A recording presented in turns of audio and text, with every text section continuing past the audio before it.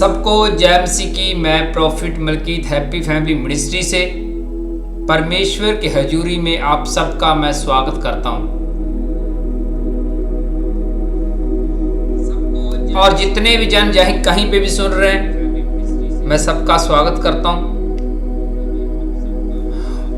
और मैं आज फिर अपने वायदे के मुताबिक आपके बीच में हाजिर हूं, परमेश्वर का नया वचन लेकर, नया कलाम लेकर। और मेरा विश्वास है कि आज का वचन आपको जरूर बदलेगा।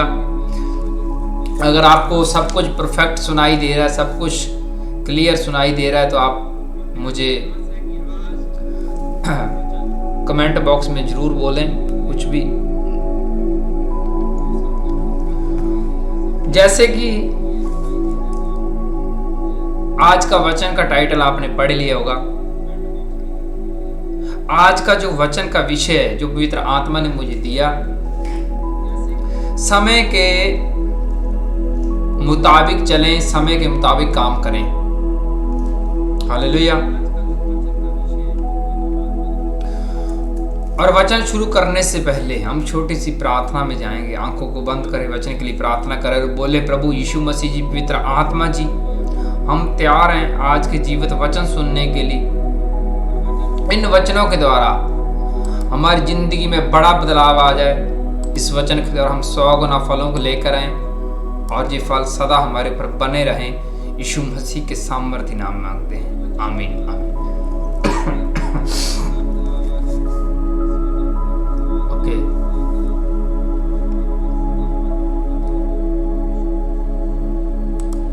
आज जो मैं बाइबल की किताब मत्ती की किताब खोलने जा रहा हूं, और कैसे आप, मैंने पहले क्या बोला कि समय के मुताबिक काम करें, समय को देखकर चलें। और ये वचन का आज मेन विषय टाइटल है। और ये पवित्र आत्मा ने मुझे वचन दिया इसी हफ्ते के दौरान, और इसका सीक्रेट, इसका भेद मैं आपके बीच में आज शेयर करने वाला हूं। और ये वचन आपकी स्क्रीन के ऊपर ये रहा।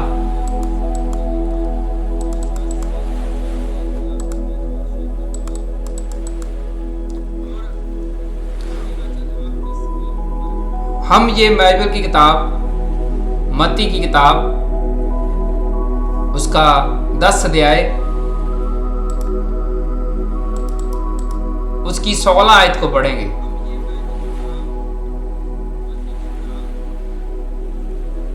और इसमें लिखा हुआ है, देखो, मत्ती 10 उसकी 16 में लिखा, देखो मैं तुम्हें भेड़ों की नाई भेड़ियों के बीच में भेजता हूं। सो सांपों की नाई बुद्धिमान और कबूतरों की नाई भोले बनो। इसमें प्रभु यीशु मसीह ने क्या कहा है? इसमें प्रभु यीशु मसीह ने यह कहा है कि सांपों की तरह तेज और कबूतरों की तरह भोले बनो। इसका सेकंड वचन भी आपके सामने मैं खोलने जा रहा हूं, और ये रहा। इस दोनों वचनों को आप पहले पढ़ें और फिर हम आगे बढ़ेंगे। नीति वचन उसका 22 और 3 आयत में लिखा हुआ है, चातर मनुष्य विपत्ति को आते देखकर छिप जाता है, परंतु भोले लोग आगे बढ़कर दंड भोगते हैं।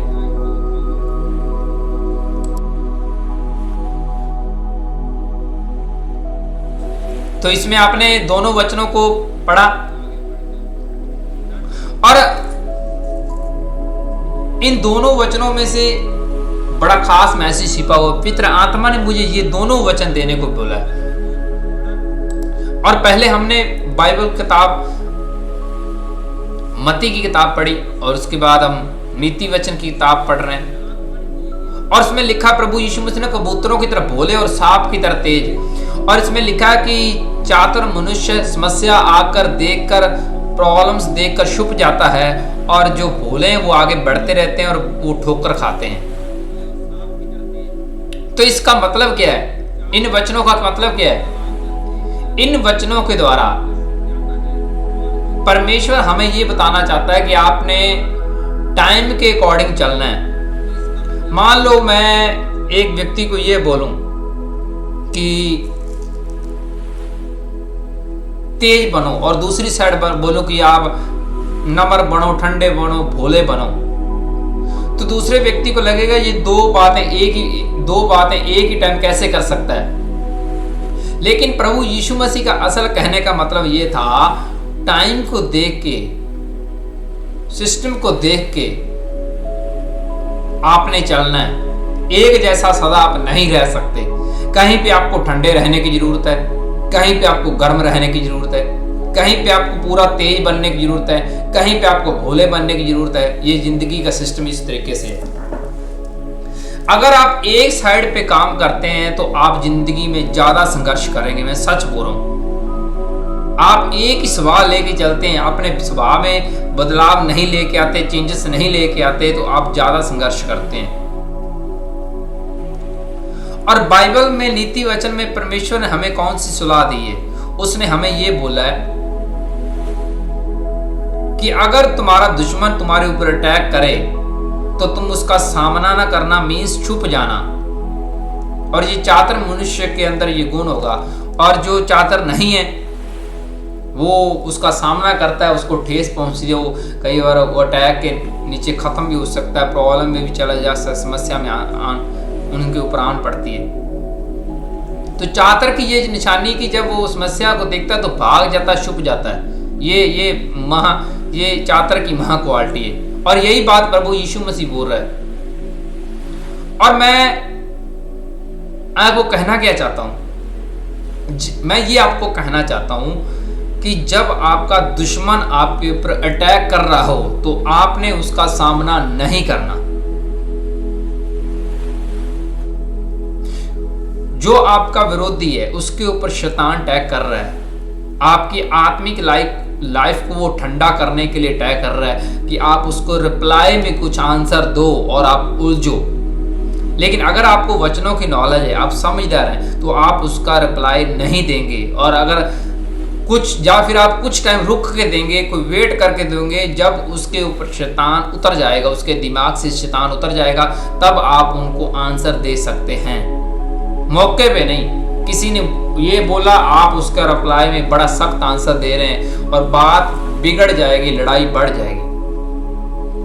और कई बार मौके ऊपर आंसर देने के अलग अलग मैटर हैं। मैं ये भी नहीं बोल रहा कि आपको कोई लूट के ले जाए, आप कुछ भी करो ना, ये भी मैं कहने की कोशिश नहीं कर रहा। अगर यीशु मसीह की बात करी जाए तो यीशु मसीह को एक पहाड़ के नीचे गिराना चाहते थे कि हम यीशु मसीह को स्वीकार नहीं करते। उसने जैसे बाइबल के कलाम में बोला कि ये मेरे बारे में लिखा हुआ है, मेरा अभिषेक इसलिए लोगों को बचाने के लिए हुआ है, तो दूसरे लोग भड़क उठे थे, उनको गिराना चाहते थे। और यीशु मसीह उनकी साइड से निकल के दूसरी साइड चला गया। एलिया के पीछे पड़ी हुई रानी उसको मारने के लिए, और वो वहां से उसने सामना नहीं किया, उसको उसने भागना सही समझा।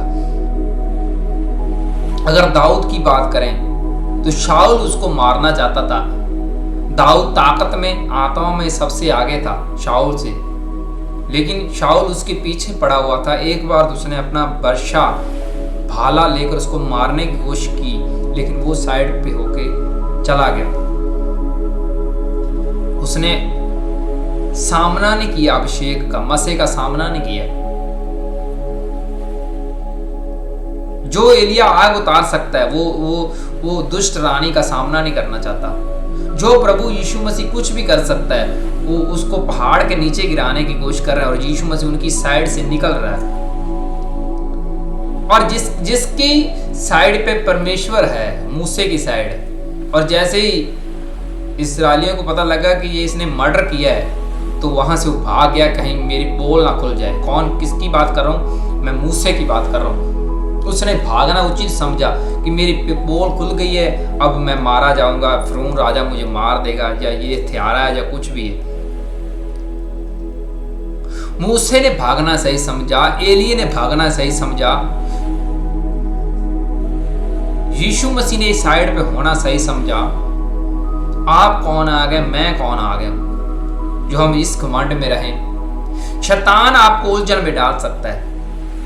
कई बार शैतान आपको वचनों से गिराने की कोशिश करता है। मैं सच बोल रहा हूँ, वचनों किस तरीके से आपके सामने ये वचन परोस सकता है कि अगर आप यीशु मसीह के सेवक हैं, अगर आप यीशु मसीह को मानने वाले लोग हैं, तो परमेश्वर आपके साथ है, आपका दुश्मन कुछ भी नहीं बिगाड़ सकता। आप उसका सामना करो, मुकाबला करो। लेकिन यीशु मसीह ने सामना करने की सलाह कभी नहीं दी। जब यीशु मसीह को पकड़ने आए थे तो यीशु मसीह के सामने पतरस ने अपना एक्शन किया। पकड़ने वालों के बीच में से उनका एक कान कट कर दिया कि मेरे यीशु मसीह को हाथ कौन लगाने वाला है। और यीशु मसीह ने उनको अनुमति नहीं दी कि तुम हथियार चलाओ। इसको उसने बोला कि बंद करो। उसने सामना करने से रोका कि तुम चुप हो जाओ। तो बाइबल भी हमें ये सिखाती है कि अपने दुश्मन का सामना नहीं करना। उसके ऊपर तो खून सवार है ही है, तो आप उनका सामना करके बीच में उलझना नहीं है। कुछ वेट करो, कुछ टाइम की वेट करो। जब यीशु मसीह का जन्म हुआ, जैसे राजा को पता चला कि यीशु मसीह का जन्म हो चुका है, तो उन्होंने सब बच्चों को मारना उचित समझा। तो यीशु मसीह की माता और यूसुफ को सपन में परमेश्वर क्या बोल रहा है कि इधर से चले जाओ, जब तक ये राजा हेरोदेस जीवित है तुमने वापस नहीं आना। परमेश्वर ने ये नहीं बोला कि मेरे तो स्वर्गदूत बड़े, प्रभु यीशु मसीह के छोटे होते स्वर्गदूत बड़े, एंजल, आग, तूफान सब कुछ तुम्हारे साथ है, तुम्हें कौन हिलाने वाला है। एंजल ने यूसुफ को वहां से जाने के लिए बोला और तब तक वहां रहा जब तक वो राजा मर नहीं गया। उसने, परमेश्वर ने ये नहीं बोला कि इस बच्चे के मैं बड़ा साथ हूं, तुम सामना करो। उसने, परमेश्वर उचित समझा कि ये यहाँ से चले जाएं, जब तक ये राजा जीवित है तुम इस एरिया में यहाँ पे नहीं टिकोगे, चले जाओ। और जैसे वो मर गया, परमेश्वर ने अलाउ किया कि इसकी प्राण लेने वाले, प्रभु यीशु मसीह छोटे बच्चे के प्राण लेने वाला मर चुका है राजा, अब तुम अपनी लोकेशन के ऊपर फिर से वहीं आ सकते हो। जो कितनी आयतें हैं बाइबल की अलग अलग, जो हमें ये टीचिंग देने की कोशिश कर रही हैं कि अपने दुश्मन का सामना नहीं करना, उसकी वेट करने, इंतजार करना है। जैसे जो होशुआ के टाइम यरीहो की दीवार गिराने के लिए परमेश्वर ने वेट किया। उसने एक ही झटके में नहीं ये बोला कि एक ही चक्कर लगा दो आज के दिन, नहीं तो तुम्हारा काम फिनिश, तुम यरीहो की दीवार गिरा सकते हो। उसने बोला 7 दिन अलग अलग चक्कर लगाओ ताकि दिखे, परमेश्वर का काम दिखे उनको। तो इसलिए अलर्ट रहें। कई बार क्या होता है कि आप समय को गलत इस्तेमाल करते हैं। जो बात आपने पहले नहीं करनी होती आप वही पहले कर देते हैं। जो बात आपने बाद में करनी होती है पहले कर देते हैं। जो बाद में करने थे कई बार मुंह से पहले बोलते। इस मामले में भी आपकी लाइफ का जिंदगी का सिस्टम हिल जाता है। इसलिए समय के मुताबिक काम करें, समय को देख कर चलें। जैसे यीशु मसीह का बर्थडे हम सेलिब्रेट करते हैं 25 दिसंबर को, पूरी दुनिया में कुछ चंद लोग ही होंगे जो इसको नहीं स्वीकार करते हैं कि यीशु मसीह का बर्थडे नहीं मनाना चाहिए। अब हम यीशु मसीह के बर्थडे के दिन हम वो खुरली की पूजा नहीं कर सकते। वो जिस खुरली जिसे हम बोलते हैं, चरनी बोलते हैं, उसकी पूजा नहीं कर सकते कि यीशु मसीह इसके अंदर है या ये वो नहीं कर सकते। अब यीशु मसीह की चरनी की पूजा नहीं कर सकते हम लोग। वो उसने काम कर दिया, वो आ चुका है, उसमें पहले उसने काम कर दिया, वो नबियों की बातें पूरी कर दी हैं, वो टाइम बीत चुका है। अब वो दोबारा नहीं हो सकता। हम वो उसकी चरनी की पूजा करनी शुरू कर दें। यीशु मसीह क्रॉस के ऊपर जा चुका है, वो 30 दिन मुर्दों में से जी उठा है, उसने काम फिनिश कर दिया है। अब वो बार बार टाइम नहीं आएगा। यीशु मसीह के टाइम कुछ अलग बातें थी, आज के टाइम कुछ अलग बातें हैं। लेकिन बाइबल इस तरीके से डिजाइन करी गई, लिखी गई है, वो आज के टाइम की भी बात करती है। परमेश्वर को पता है कि आने वाला टाइम किस तरीके का है, यीशु मसीह के बाद कौन सा टाइम आने वाला है। और ये किन लोगों के लिए वचन है? जो हर बार हर एक व्यक्ति की कॉपी करते हैं। मान लो मैंने स्टडी स्टार्टिंग से करनी, तो पहली क्लास से, नर्सरी से, LKG से शुरू करूंगा, मैं सीधा 10th से शुरू नहीं कर सकता, मुझे वो समझ ही नहीं आएगी। तो इसलिए मुझे पहली क्लास से शुरू करना पड़ेगा। तो परमेश्वर के विषय में भी कुछ ऐसा ही है। परमेश्वर को समझने के लिए, जानने के लिए पहले आप वहां सिस्टम में क्या चल रहा है, कैसे चल रहा है, किधर कौन से परमेश्वर के सेवक किस तरीके से काम कर रहे हैं, कैसे कर रहे हैं, वो सारा सिस्टम आपको समझना पड़ेगा। वचनों की गाइडेंस आपको समझनी पड़ेगी। अगर मैं ये मैं बात कर रहा हूं, आपके एरिया की बात कर रहा हूं, अगर आप किसी बड़े मैन ऑफ गॉड से अचानक से फॉलो करोगे तो आपको उनकी बातें समझ नहीं आएंगी। मैं सच बोल रहा हूं।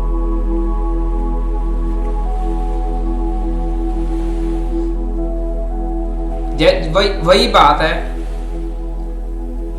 कोई भी परमेश्वर के विषय में आपने आत्मा बढ़ने में काम है, स्टार्टिंग छोटे से करो। मैं एक व्यक्ति को जानता हूं, उसने मेरे जब मिनिस्ट्री शुरू करनी थी तो वो मेरे साथ ही था, वो मेरे साथ था। और जैसे ही उसको पता चला कि ये लड़का प्रोफेसियां कर लेता है, तो उसने भी बड़ी जिद करी। उसने भी बोला कि ये मुझे भी चाहिए। कई बार लोग ना लालच में आ जाते हैं, किसी व्यक्ति को देख के कि इसके अंदर आत्मा बहुत बड़े काम कर रहा है, ये चीज मुझे चाहिए, चाहे पैसे से चाहिए, चाहे किसी तरीके से चाहिए। जो गैर विश्वासी हैं वो तो इसी तरीके से डिमांड करते हैं कि हमें भी ये चीज दे दो, हम भी कुछ कर लें धरती के ऊपर, हम भी पैसा कमा लें। लेकिन ये परमेश्वर की पर्सनल इच्छा होती है ये दान वरदान किनको देने। और वो लड़का मेरे साथ ही रहता था। जैसे ही उसकी मैंने बहुत सी प्रोफेसियां बतानी कि तुम ये कर रहे थे आज दिन भर में, तुमने ये बोला, ये किया, वो किया, तो उसके अंदर एक लालच सा पैदा हो गया, क्यों ना परमेश्वर जी मुझे भी चीज प्रोवाइड करवा दे। तो उसने क्या किया, उसने 3 दिन खाना पीना छोड़ दिया, फास्टिंग रखा, 3 दिन खाना पीना छोड़ दिया। तो उसकी फैमिली जो मुझे बोल रही थी कि तुमने इस लड़के को क्या समझाया है कि ये खाना पीना ही छोड़ गया, 3 दिन से कुछ ना खाया, इसने पिया, तो इसको हो क्या गया है। तो मैंने उन लड़के को समझाया, अगर आपकी भाषा में रोकूं कि फास्ट ना रखो तो ऐसा लगेगा ये वचनों से बाहर होकर उसको रोकने की कोशिश कर रहे हैं। हम उसको रोक भी नहीं सकते कि तुम फास्ट ना रखो, व्रत ना रखो। और मैंने उस लड़के को समझाया कि जिस तरीके से तुम परमेश्वर को नीचे उतारने की कोशिश कर रहे हो ना, इस तरीके से परमेश्वर नीचे नहीं उतरने वाला। तुम जिद पे अड़े हो, मैंने 3 दिन खाना नहीं खाना जब तक मुझे प्रोफेसियां नहीं आएगी, और परमेश्वर ऐसे कभी नहीं करने वाला, चाहे कितने दिन मर्जी भूखे ले दो। तुम इस चक्कर में हो कि मैं प्रोफेसियां करूंगा, मेरी दुनिया में वाह वाह होगी और लोगों के सामने भेद खोलूंगा जैसे तुम खोलते हो, उनके अच्छे बुरे काम बताऊंगा मैं। और 3 दिन तक वो सख्त फास्टिंग में रहा, उसने कुछ खाया पिया नहीं। चौथे दिन उसने फिर से वो सब बंद कर दिया। उसको पता था कि 3 दिन हो गए मैं भूखा हूं, कुछ खाया पिया नहीं, मुझे तो प्रोफेसियां नहीं आई। उसने फिर वो व्रत फास्टिंग रखना छोड़ दिया और फाइनली उसने यीशु मसीह को छोड़ दिया। अंदर लालच था ना कि मैं भी इसी की तरह बन जाऊं, मैं भी इसकी तरह बनूं जैसे ये मेरे भेद खोल देता है। मैं भी लोगों के विषय में प्रोफेसियां करूं कि तुम ये कर रहे थे, तुमने वो किया, तुम ऐसे हो वैसे, सब उसके अंदर वो लालच था। लेकिन परमेश्वर ने उनको कोई प्रोफेसी का वरदान नहीं दिया। उसको ये था कि अभी मैं सब परमात्मा की तरह बन जाऊं, अभी परमेश्वर की तरह मैं बन जाऊं, मेरे अंदर सब कुछ अभी कभी आ जाए, मुझे अभी कभी बस 2-3 दिन में सख्त फास्टिंग में जाऊंगा, मरने की तरह हो जाऊंगा और परमेश्वर मेरा हो जाएगा। ऐसा नहीं होने वाला। कई बार क्या होता है, क्रिश्चियन लोग किसी दूसरे लोगों की कॉपी करने के चक्कर में वो आत्मा लेस रहते हैं। मैं सच बोल रहा हूं। कॉपी करना कोई बुरी बात नहीं है, लेकिन कॉपी करने का जो ढंग है वो किस तरीके का है, इस मामले में भी आप आत्मा लेस रहते हैं। मैं सच बोल रहा हूं। जैसे आप पढ़े लिखे इंसान हैं, आपके एग्जाम में कुछ नकल हो रही है तो आपका मन नहीं करेगा कि आप अपनी बुद्धि इस्तेमाल करें। आपको लगेगा कि वो नकल मार रहा है तो मैं भी नकल मार के करूं। उसको चाहे कुछ नहीं आता अगले वाले व्यक्ति को, आप उनकी कई बार नकल मारनी शुरू कर देते हैं। वो तो खुद फेलियर है, आप उनकी कॉपी करके आप फेलियर होना शुरू हो रहे हैं। कई बार क्या होता है कि वो आगे निकल जाते हैं, जो फेलियर है क्लास में, जो इंटेलिजेंट है वो उसके नंबर कम हो जाते हैं। उल्ट सिस्टम हो जाता है। दूसरों के चक्कर में ना कई बार अपना सिस्टम खराब हो जाता है। इसी तरह आत्मा का ये काम है। कई बार आपका वो लेवल नहीं होता जहां पे आपने हाथ डाला होता है कि ये मुझे मेरे लिए आपके लिए नहीं होता। बाइबल में ऐसे कई वचन हैं जो आपके लिए लिखे गए हैं, ऐसे कई वचन हैं जो आपके लिए बिल्कुल नहीं लिखे गए। वो पुराने लोगों के लिए, पहले के लोगों की बात की गई। आपके वो परमेश्वर ने सिर्फ बताने के लिए लिखा हुआ कि मैं इस तरीके से था पहले लोगों के साथ। वो आपके साथ उनका कोई नाता नहीं, वो आपको वचन नहीं मानने। कुछ ऐसे वचन हैं जो आपको बिल्कुल मानने, आपके लिए पर्सनली है। तो इसलिए अलर्ट रहें। कॉपी भी सोच समझ के मारनी चाहिए कि इसमें मैं आत्मा बढ़ रहा हूं या लेस हो रहा हूं आत्मा। हो सकता है कि आप अपनी जिंदगी में बिल्कुल परफेक्ट हों, बिल्कुल सही हों, लेकिन जिसकी कॉपी कर रहे हैं वो ऑलरेडी पाप में, उसके गुण आपके अंदर आ जाएंगे, फिर आप भी वही हरकत करेंगे। जो उसकी स्पिरिट में चीजें हैं, पाप हैं, आप उसकी कॉपी करोगे। जैसे मसा ट्रांसफर होता है, ये कॉपी करने के कारण उनकी आदतें भी आपकी स्पिरिट में एंटर होती है। मैं सच बोल रहा हूं। तो इसलिए अलर्ट रहें। वचन का टाइटल क्या है? समय को देख के समय के मुताबिक काम करें। इसीलिए यीशु मसीह ने बोला आपकी हाँ की हाँ हो और ना की ना हो। जब यीशु मसीह को पूछा गया कि तुम राजा हो, यीशु मसीह ने ना नहीं इनकार नहीं करा। उसने बोला था हाँ तुम बिल्कुल सही बोल रहे हो, ये झूठ नहीं है। कई बार आपकी बात इस तरीके से होनी चाहिए, डबल मीनिंग होनी चाहिए। Double meaning. शैतान उस बात का कोई इशू भी खड़ा करो तो आप उस बात से निकल जाएं। वो आपका ऊपर कोई एक्शन, कोई दबाव ना बना पाए। आप इस तरीके से बात करो कि आपको शैतान उस बात में फंसा ना सके। उल्टा वो उलझन में पड़ा हो कि अब मैं करूं क्या। ये तो निकल गया अपनी बात में। यीशु मसीह ऐसे ही था। उसको कई बार उसको उलझनों में डालने की कोशिश करी लोगों ने, लेकिन उसका जो उत्तर होता था वो खुद उनको भागना पड़ता था छोड़ के कि अब करें क्या। ये आत्मिक लोगों को यही सिस्टम है। जब यीशु मसीह के सामने एक लेडीज को लेके आए कि इसको तो हम पथराव करेंगे, इसको तो हम मार देंगे, ये तो बहुत बुरी है, तो यीशु मसीह ने उनको क्या बोला? पहले वही इसको मारे ना, जो बिल्कुल आप खुद पूरा प्योर है, क्लीन है, तो सबको वहां से भागना पड़ा। ये बात क्या दर्शाती है?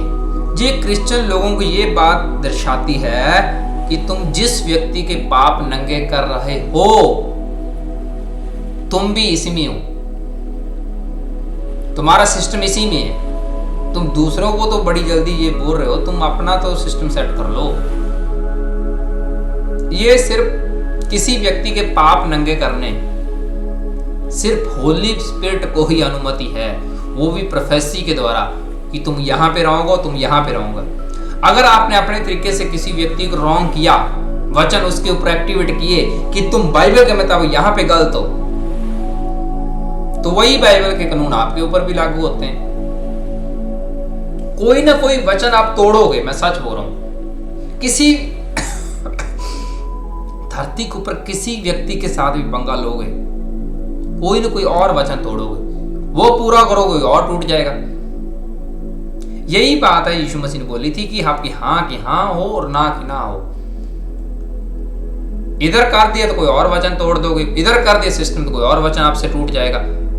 तो परमेश्वर ने फिर आपसे हिसाब किताब लेना है। इसीलिए यीशु मसीह ने बोला कि कबूतरों की तरह भोले बनो, और जहां पे तेज बनने की जरूरत है वहां पे तेज बनो। अब कुछ लोग सोचेंगे आदम और हवा के टाइम तो सांप शैतान था, यीशु मसीह ने सांप का जिक्र क्यों किया, अजगर का जिक्र क्यों किया? सांप जो है वो शैतान नहीं है, अजगर शैतान नहीं है, लेकिन शैतान ने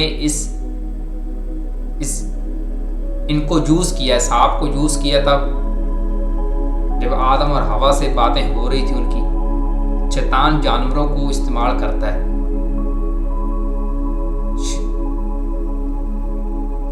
तो परमेश्वर भी इस्तेमाल कर सकता है, इसका मतलब ये नहीं है उसने बिलेआम के टाइम गधे को बोलने की अनुमति दी कि गधे तुम बोलो, बताओ इनको। दानियल के टाइम शेरों की मुंह उन्होंने बंद किए,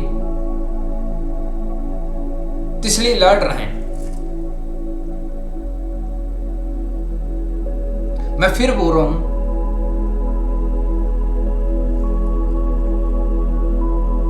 कुछ चीजें कॉपी करो किसी की, कुछ चीजें ना भी करो।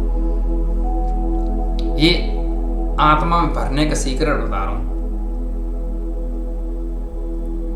कई बार क्या होता है कि टीचर से ज्यादा आगे बच्चे निकल जाते हैं, क्योंकि उनका सिस्टम थोड़ा सा अलग सा होता है, उनकी सोच अलग सी होती है। लेकिन सब कुछ कॉपी कर लिए, लकीर के फकीर बन गए, तो आपकी जो क्वालिटियां अंदर है वो दबी रह जाएंगी, वो लोगों के सामने प्रदर्शित नहीं होंगी। फिर आप क्या करोगे? आप पहले परफेक्ट थे, लेकिन जिसकी आप कॉपी कर रहे हैं उसने आपको आत्मालस कर दिया है, आपको फेलियर बना दिया है।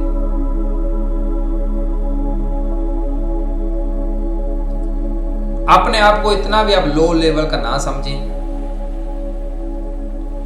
अपनी बुद्धि इस्तेमाल करें जो आपको परमेश्वर ने दी हुई है। शैतान तो आपको ये भी बोलेगा कि आपके साथ तो यीशु मसीह है, आपको निडर होकर चलने की जरूरत है। लेकिन जहां जहां शैतान आपके ऊपर खतरा पैदा कर चुका है, खतरा है, वहां से थोड़ा अलर्ट होकर आपको चलने की जरूरत है। शैतान तो आपको ये भी बोलेगा कि ये कर लो, ये दवाई पी लो, मर जाओ, ऐसा कर लो, परमेश्वर तुम्हें बचा लेगा। उसने नहीं बचाना, क्योंकि आप उसका परमेश्वर का एग्जाम लेने लग गए हो। शैतान के कहने के मुताबिक परमेश्वर का एग्जाम लेने लग गए हो कि वो मुझे बचाता है कि नहीं। जो बाइबल में लिखी हुई ना बातें कि तो कोई तुम्हारा नुकसान नहीं होगा, वो इमरजेंसी हैं। इमरजेंसी जब अनजाने में काम हो जाए और फिर आप वचनों के अंडर हैं, तब वो वचन काम करते हैं। अगर आप परमेश्वर को चेक कर रहे हैं, उस दृष्टि में चल रहे हैं, तो फिर वो वचन परमेश्वर के लिखे हैं, आपके लिए नहीं है। वो लिखे जरूर हैं, लेकिन वो काम नहीं करेंगे आपकी जिंदगी में। जैसे यीशु मसीह को शैतान बोल रहा था कि तुम नीचे गिराओ, तुम अपना बपतिस्मा लेने के बाद जब यीशु मसीह उजाड़ में था, तो वहां पे शैतान को बोल रहा था कि पत्थरों को रोटियां बन जाएं, नीचे गिरा दो अपने आप को। तो यीशु मसीह ने उसकी एक भी बात नहीं मानी। सुनी जरूर है, लेकिन मानी नहीं। रोटियां क्यों बन जाए पत्थर? वो शैतान ये चाहता था कि ये फास्टिंग से बाहर आ जाए और कुछ ऐसा करे कि परमेश्वर भी इनसे अलग हो जाए और इनका जो वचन मान रहा है ये अलग करे। उसने वचन के बीच से बात करी शैतान ने, लेकिन यीशु मसीह उनकी बातों में नहीं आया, उसने सुनी जरूर है। जैसे बाइबल में कई बार अलग अलग वचन लिखे होते हैं, दो तरह के। जैसे बाइबल में ये लिखा हुआ है कि अंत के दिनों में बहुत से झूठे नबी उठ खड़े होंगे, और वही बाइबल ये भी बोल रही है कि अंत के दिनों में मेरा आत्मा सब मनुष्यों के ऊपर आएगा और बच्चे जवान बूढ़े सब प्रोफेसियां करने लग जाएंगे। आत्मा उनके अंदर होकर काम करेगा। अब शैतान क्या करेगा? शैतान ने आपको तोड़ने के लिए एक वचन पढ़ना है, उसने दूसरा पार्ट आपको कभी नहीं बताना। उसने एक ही वचन आपको बताना है कि अंत के दिनों में झूठे नबी उठ खड़े होंगे, तुम चर्च ना जाया करो, ये झूठे नबी होते हैं। उसने दूसरा नहीं बताना कि अंत के दिनों में आत्मा भी उतरेगा, वो टीचिंग नहीं उसने देनी। आधा अधूरा परमेश्वर को प्रकट करेगा आपके सामने और आपको वचन से गिराने की कोशिश करेगा। आपको लगेगा ये तो बाइबल में लिखी हुई बात है, ये कैसे झूठ हो सकती है, ये तो बाइबल की लिखत है, इसको तो मानना चाहिए। अगर ये बाइबल में लिखा हुआ है, वो ऐसे बोलेगा आपके ग्रंथ में लिखा हुआ, आपको तो माननी चाहिए। लेकिन वो आधा अधूरा ज्ञान प्ले करेगा शैतान आपको। जैसे उसने बोला कि यीशु मसीह को बोला मुझे दंडवत कर दे और मैं तुम्हें सब कुछ दे दूंगा। और यीशु मसीह ने दूसरा पार्ट क्या बताया कि यहोवा के बिना हम किसी के आगे नहीं झुकेंगे। और उसने क्या बोला कि पत्थरों को वो रोटियां बन जाएं। और यीशु मसीह ने उसका जो छुपाया हुआ वचन है वो प्ले किया कि इंसान सिर्फ पत्थरों से नहीं, परमेश्वर के वचन से जीवित रहेगा। उसने क्या बोला कि अपने आप को नीचे गिरा दे, ऊपर से नीचे, तो स्वर्गदूत तुम्हें उठा लेंगे। उसने वही छुपे हुए वचन प्ले किए जो शैतान छुपा के रखे हुए थे। उसने बोला कि परमेश्वर की एग्जाम नहीं लेना, परीक्षा नहीं लेनी कि वो काम करता है कि नहीं। शैतान पूरी प्लानिंग के साथ आपके सामने कई बार वचन प्ले करता है कि ये बाइबल बोलती है, तुम बाइबल भी नहीं मानना चाहते, तो आपको लगेगा बाइबल नहीं मैं मान रहा, तो फिर मैं कौन सा क्रिश्चियन हूं। लेकिन वो शैतान जब भी आपसे बाइबल में वचनों से बात करेगा, एक वचन उठाएगा, उसका दूसरा हिस्सा नहीं बताएगा आपको। इसलिए दूसरा हिस्सा आपको पता होना चाहिए। आप इतने स्पिरिचुअल होने चाहिए, आपको दूसरा हिस्सा पता होना चाहिए वचन का कि मुझे दूसरी साइड वचन कौन सा कहता है। अगर ये बोलता है कि ये करो, तो फिर दूसरा भी वचन बोलता है। जैसे बाइबल में लिखा हुआ है माता पिता का कदर करो। अब वही माता पिता बोले कि हम परमेश्वर को छोड़ और हमारे पीछे आओ, हम जिसको मानते हैं उसके पीछे चलो, तब कौन सी बात मानोगे? वह वचन की बात मानोगे कि हमारे माता पिता का आदर कर, या दूसरी मानोगे? जब मुझे बोला गया था तुम यीशु मसीह के पीछे नहीं जाओगे, तो एक साइड वचन उसने खोला मेरे सामने। उसने बोला कि ये देख, तेरे माता पिता का आदर करना तुम करते नहीं हो, और तुम परमेश्वर को छोड़ो और इनकी बात मानो, ये जहां जाते वहां पे जाओ। अब मुझे क्या करना चाहिए? वो बाइबल का वचन मानना चाहिए जिसमें माता पिता का आदर करने वाला। जब कौन सा मानो? अब ये सवाल है। अब मुझे वो वचन मानना है जो सबसे बड़ा माता पिता बनता है, परमेश्वर है, वो पिता, उसकी बात मुझे ज्यादा जरूरी माननी है। अब उस फैमिली की नहीं, वो जिधर मर्जी मुझे लेके जाए, जिधर मर्जी इधर चलो। तो ऐसी कंडीशन में ऐसी समस्या आपको आ सकती है। शैतान आपके सामने बाइबल खोलेगा कि अब मानते क्यों नहीं? बाइबल नहीं मानते तुम। एक व्यक्ति था, उनको मैंने बोला था बाइबल ये बोलती है कि तुम्हें घर में अनाज रखने की जरूरत नहीं है, परमेश्वर तुम्हारे लिए सब कुछ प्रबंध करेगा, तुम्हें कोई अनाज गेहूं रखने की जरूरत नहीं, भंडार रखने की जरूरत नहीं है, परमेश्वर तुम्हारे लिए खाने का बंदोबस्त करेगा। मैंने उनको ये बोला कि ये वचन लिखा हुआ है, तुम यीशु मसीह को, पहले मैंने उनको बोला कि तुम यीशु मसीह को मानते हो? उसने बोला हाँ मैं मानता हूं। तो मैंने बोला बाइबल तो ये बोलती कि खाने पीने का प्रबंध मैं करूंगा, तुम्हें तो कुछ करने की जरूरत नहीं है, तब तुमने फिर क्यों रखे हुए ये घर में सारा कुछ? तो उसने बोला हाँ ये भी बात सही है। अगर परमेश्वर ने, मैंने बोला उनको, अगर बाइबल में लिखा तुम फिर भंडार क्यों रखे हो? तुम्हें ये रोटी पानी, ये खाना अनाज नहीं रखना चाहिए, परमेश्वर तुम्हें सब कुछ अपने आप दे देगा, बाइबल में लिखा हुआ है। तो उन्होंने ऐसा किया कि अब हम भंडार नहीं रखेंगे। और मैंने बोला नहीं, रुक जाओ, ये रखो, अपने पास रखो, इसको बाहर नहीं निकालना, किसी अनाज को, गेहूं को। ये वचन उनको बोला गया है जो प्रचारक अलग अलग हिस्सों में जाता है, प्रचार करने के लिए चल के जाता है, इधर इधर उधर उधर, उनके खाने का प्रबंध परमेश्वर करेगा, आपकी बात नहीं उसने करी। जो एवेंजलिस्ट करते हैं ना, इधर जाके उधर जाके, इधर जाके इधर जाके, उनको आगे से खाना मिल जाएगा, उनकी बात करें, उनको रखने की जरूरत नहीं भंडार, आपको नहीं कहा गया। अगर वही वचन शैतान आपको प्ले करे तो आपके तो वो सारे घर के भंडार खाली करा देगा, आपके पास तो खाना नहीं रहेगा। आप इतने बड़े एलिये नहीं है कि आपके पीछे खाना चल के आया जाए। वो एवेंजलिज्म जो करते हैं ना, प्रचार अलग अलग हिस्सों में जाके, उनके विषय में बोला गया है। यीशु मसीह ने उनकी बात कही है, आपकी नहीं करी कि आपका प्रबंध परमेश्वर खाने का करेगा, तुम्हें तो भंडार रखने की जरूरत ही नहीं है। तो इसलिए अलर्ट रहें, शैतान जब भी आपको वचन से बात करेगा वो आधी गाइडेंस देगा, पूरी नहीं। तो पूरी गाइडेंस आपको खुद भी पता होना चाहिए कि उसका दूसरा हिस्सा क्या बोलता है। जैसे बाइबल में परमेश्वर ने सेवकों का जिक्र किया कि मैं अब्राहम का परमेश्वर हूं, मैं इसहाक का परमेश्वर, मैं याकूब। जब इनमें से किसी ने भी गलती करी है तो परमेश्वर ने उनकी गलती छुपाई नहीं कि ये मेरा अब्राहम तो बड़ा लाडला बच्चा है तो मैं तो इसका परमेश्वर हूं। उसने कोई भी उसकी गलती छुपाई नहीं। अगर उसने एक से ज्यादा मैरिज की है तो बाइबल में लिखी है। अगर किसी परमेश्वर के जन ने पाप किया है तो उसकी बात लिखी है परमेश्वर ने, इसने ये पाप किया है, इसने इस स्त्री के साथ गलत किया है।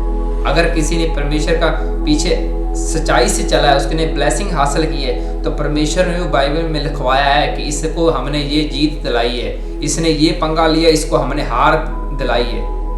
उसने छुपाई नहीं अपनी नबी की चोरी। किसी ने चोरी भी करी है ना, किसी नबी ने झूठ भी बोला है तो परमेश्वर ने छुपाया नहीं, उस बाइबल में लिखवाया है नबियों के द्वारा, इसको लिखो। इस तरीके का परमेश्वर है। वो आधी दूरी जानकारी नहीं पेश कर दी कि जैसे फिल्मों में होता है, ये हीरो है जी, बड़ा अच्छे अच्छे गुण दिखा देते हैं, लेकिन जो उनके अंदर कमियां हैं वो तो दिखाते ही नहीं। ज्यादातर क्या होता है फिल्मों में, एक हीरो होता है, दूसरी साइड विलन होता है, डाकू जिसे बोलते हैं आप। वो हमेशा डाकू की इंसल्ट फिल्मों में दिखाई जाती है, हीरो की प्रशंसा दिखाई जाती है, ज्यादातर ऐसा ही होता है। लेकिन असल में मुकाबला देखा जाए तो चोट तो फिर हीरो को भी आती है, असल सच्चाई के मैटर में देखा जाए। लेकिन वो फिल्मों में तो झूठ प्ले किया गया ना कि जो हीरो वो तो बड़ा महान रहा है और दूसरे डाकू की हर बार इंसल्ट होती रही। इसलिए सब बातों में, ऐसी बातों में आपको अलर्ट रहना है। और भी बाइबल के ऐसे वचन हैं जो शैतान आपके सामने खोल सकता है, आपको कंफ्यूज कर सकता है। एक स्त्री, एक लेडीज हमारे घर में आई मांगने के लिए कुछ। उसने मुझे बोला कि मैं इसको मानती हूँ, उसके नाम की जय करती हूँ और तुम मुझे कुछ दे दो, आटा दे दो, दूध दे दो, ऐसा कुछ। तो मैंने उनको बोला जिसकी तुम कृपा मेरे ऊपर करवा रही हो, जिसका तुम जिक्र कर रही हो, जिस नाम की ब्लेसिंग तुम मुझे दे रही हो, तुम्हें वही उसने यही ब्लेसिंग दी है कि तुम मांग रही हो।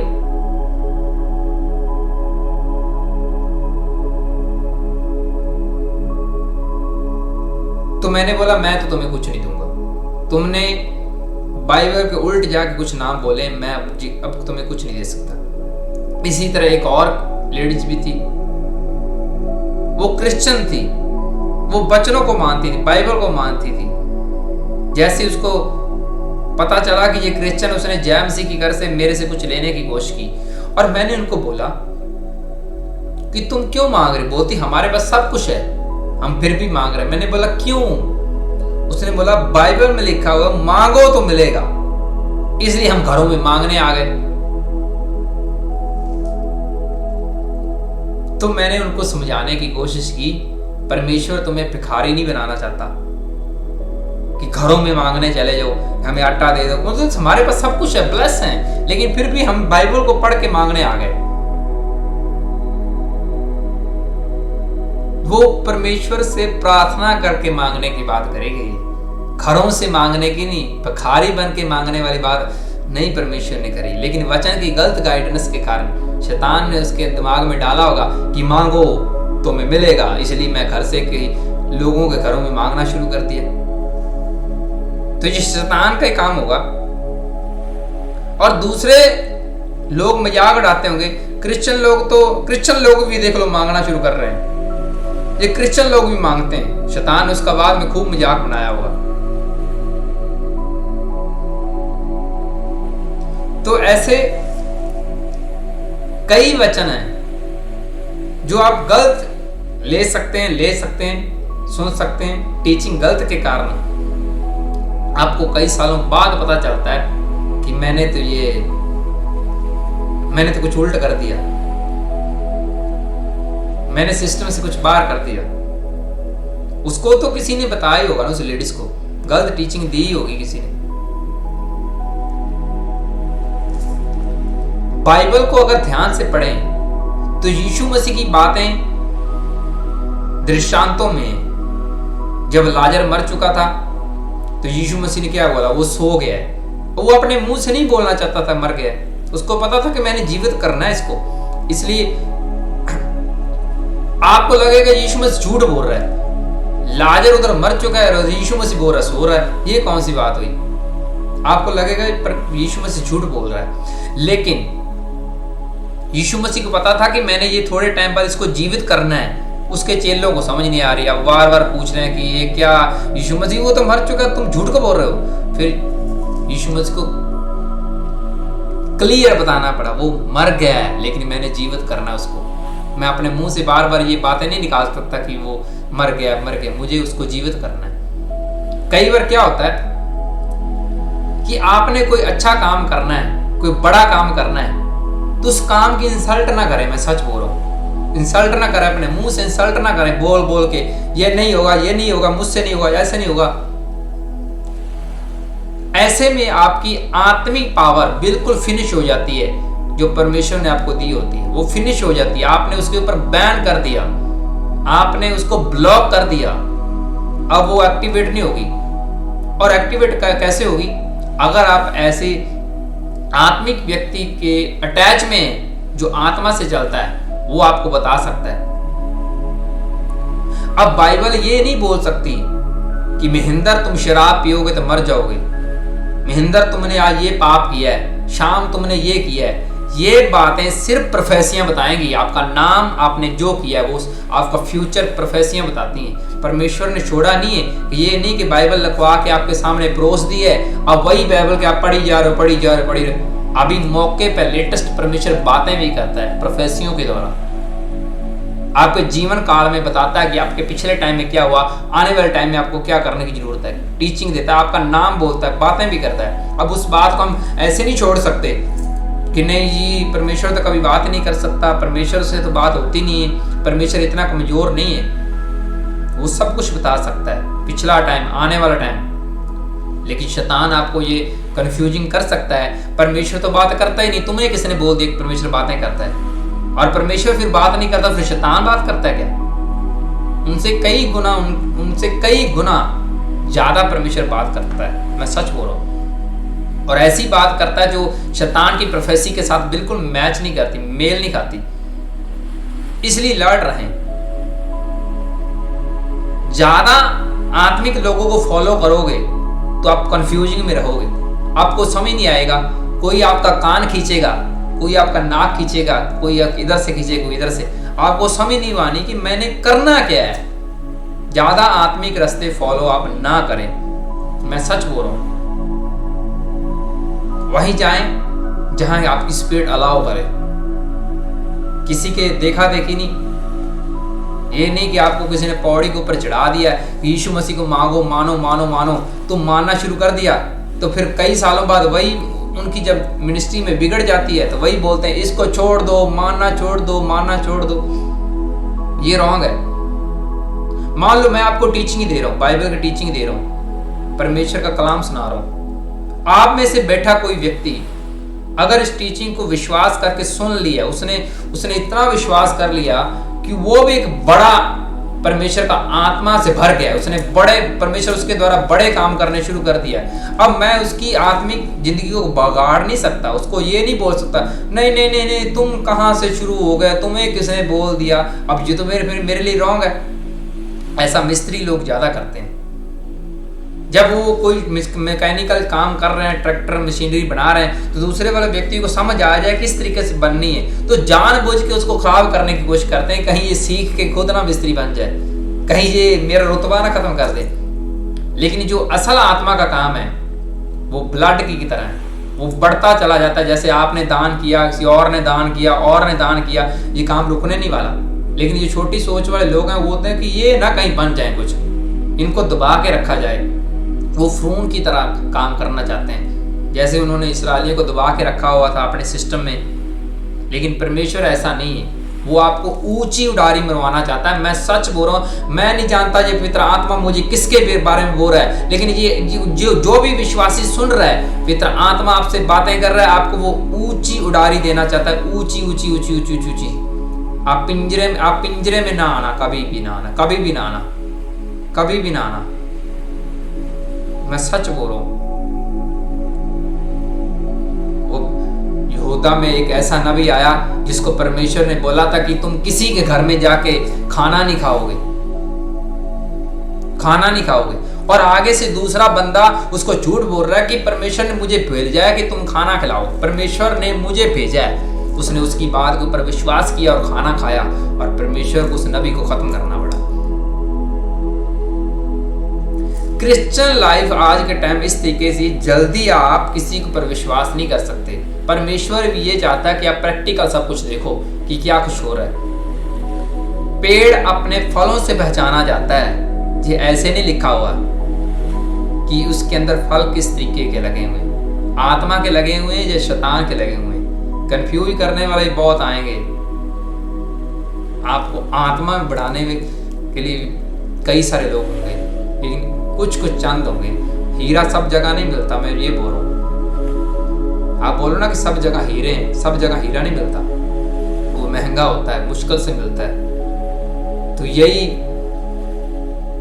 परमेश्वर, वो 3 दिन का फास्टिंग रख के परमेश्वर को आप नीचे नहीं उतार सकते, उसकी आत्मा को, उसके साथ लंबा टाइम वफादार चलना पड़ता है।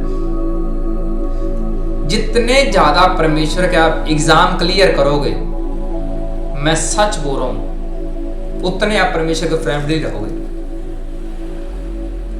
जिस व्यक्ति का परमेश्वर जिसका फ्रेंडली रहना चाहता है, जब परमेश्वर का वो है, आपस में फ्रेंड है इस व्यक्ति के, कभी भी परमेश्वर आपको बिल्कुल क्लीन नहीं करता। ये नोट कर लो कि आप इतने बड़े परमेश्वर के करीबी बनते हैं और आपके सारे परमेश्वर मसले हल कर दे, ऐसा उसके स्वभाव में कभी नहीं है। जितने मर्जी आप बड़े अब्राहम क्यों नहीं बन जाओ, लेकिन एक दिक्कत परेशानी तो उसने आपकी जिंदगी में रखनी ही रखनी है, ताकि आपका प्यार ठंडा ना पड़ जाए।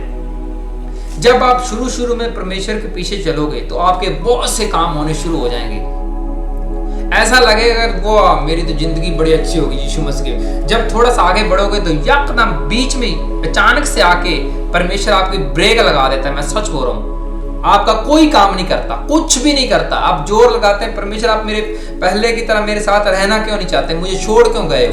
उसने कोई उत्तर नहीं दिया, साइलेंट। आपको बताना चाहता हूं, कई बार परमेश्वर क्या करता है, वो कोई भी बात नहीं आपसे करता, बिल्कुल साइलेंट हो जाता है। आपको ऐसे लगता है जैसे आप किसी पाप में चले गए, परमेश्वर के आपका कनेक्शन टूट गया, ऐसा फील होता है। ये आपके एग्जाम होते हैं कि आप परमेश्वर को कितना महत्व देते हैं। ऐसा इसलिए करता है। कई बार परमेश्वर आपके सामने प्रकट होता है, जैसे नबी के द्वारा बातें करना, वचनों के द्वारा, और कई बार छुप के रहता है। आपको ऐसे लगता है ये कौन सी उलझन है? वो भी देखना चाहते हैं कि आप लालची हैं जो उनके साथ साथ चलना चाहते हैं, इसलिए लड़ रहे हैं। वचनों का आने वाले दिनों में बहुत बड़ा भंडार है, बहुत बड़ा, इसलिए अलर्ट होके कोई भी वचन मिसिंग ना करें। ये आपकी आत्मा के लिए बहुत बड़ा वचन, एक खुराक है जो आपको ब्लेसिंग देने वाला है। मैं सच बोल रहा हूँ, मैं सच बोल रहा हूँ। इसको फिर रिटर्न आप इस वचन को YouTube पे सुन सकते हैं। यहाँ से Facebook पे नहीं मिलेगा, ये YouTube पे रिटर्न आपको वचन मिलेगा। और मेरा विश्वास है कि आज का वचन जो आपने सुना, इन वचनों के द्वारा आप कबूतरों की तरह भोले और सांप की तरह तेज बनेंगे, और समय के मुताबिक चलेंगे, समय को देखकर चलेंगे, और अपनी लेवल को देख के अपने पांव पसारेंगे। आंखों को बंद करें, वचन के लिए प्रार्थना करें। जितना भी आपने सुना सबने, पवित्र आत्मा जी, मैं आपका दास इन सब लोगों के लिए प्रार्थनाएं करता हूँ। जितने भी जिन लोगों ने आज का जो वचन सुना, जो आत्मा की टीचिंग सुनी, परमेश्वर जी आपकी ओर से हम विश्वास करते हैं इन बातों से हमें महसूस होता है, फील होता है कि पवित्र आत्मा जी आप हमारे साथ हैं। जो भी आपने वचन के द्वारा हम सबसे बात करी, मैं भी इन वचनों के द्वारा टीचिंग आपसे ले रहा हूँ जो आत्मा गाइड कर रहा है। और इसी तरह परमेश्वर ये टीचिंग बढ़ती चली जाए। आज का वचन इन सब लोगों को 100 गुना फल दे और ये फल सदा इनके ऊपर बने रहें। ये मेरी दिल से प्रार्थना है। आमीन आमीन आमीन आमीन। हालेलुया। और जितने भी जन कमेंट कर रहे हैं, देख रहे हैं, मैं सबका थैंक्स करता हूं जिन्होंने वचन सुना। इनको आप जरूर आगे भी शेयर करें। और मैं सब लोगों के लिए छोटी सी प्रार्थना करना चाहता हूं, फिर इजाजत लेना चाहता हूं। पवित्र आत्मा जी, मैं आपका दास इन सब लोगों के लिए प्रार्थना करता हूं। जितने भी जन ये नीचे कमेंट कर रहे हैं, परमेश्वर का आत्मा इन सब लोगों के साथ बना रहे। इनकी बीमारियां इनको छोड़ के जाती रहें, इनका कर्जा इनको छोड़ के जाता रहे, डिप्रेशन से, मुर्दा जिंदगी से बाहर आ जाएं, बेबी ब्लेसिंग मिल जाए। जिनको कोई भी समस्या, परमेश्वर का आत्मा इनको छुए और इनकी सभी रिपोर्ट्स नॉर्मल आ जाएं और ये फ्री हो जाएं, फ्री हो जाएं, फ्री हो जाएं, फ्री हो जाएं, टोटली फ्री हो जाएं। हड्डियों में जान आ जाए। बवासीर, कैंसर, शुगर, मलेरिया, सब बीमारियां आपको छोड़ के जाती है यीशु मसीह के सामर्थ्य नाम। चिंगाई आपका हिस्सा हो यीशु मसीह के सामर्थ्य नाम में। शैतान की दुष्ट आत्मा इनकी बॉडी को छोड़े और निकल जाए यीशु मसीह के सामर्थ्य नाम में। फ्री हो जाए, बड़े मिरेकल होने पाए। एंजलो जाओ और बड़े मिरेकल करो, बड़े करिश्मे करो उनकी जिंदगी में और फ्री हो जाए यीशु नासरी के नाम में। आमीन आमीन। और आज का जो वचन सुना, आज प्रार्थना रिसीव करी, विश्वास करें परमेश्वर ने आपके साथ आज वचनों की तरफ बात की है। और ये वचन, ये प्रेयर आपको जरूर चेंज करेगी। और फिर मिलेंगे रविवार को बड़ी मीटिंग, नए चिन्ह चमत्कारों के साथ, नई प्रोफेसी के साथ, नए वचनों के साथ। तब तक आप सभी को जय मसीह की। God bless you. Bye bye. Take care.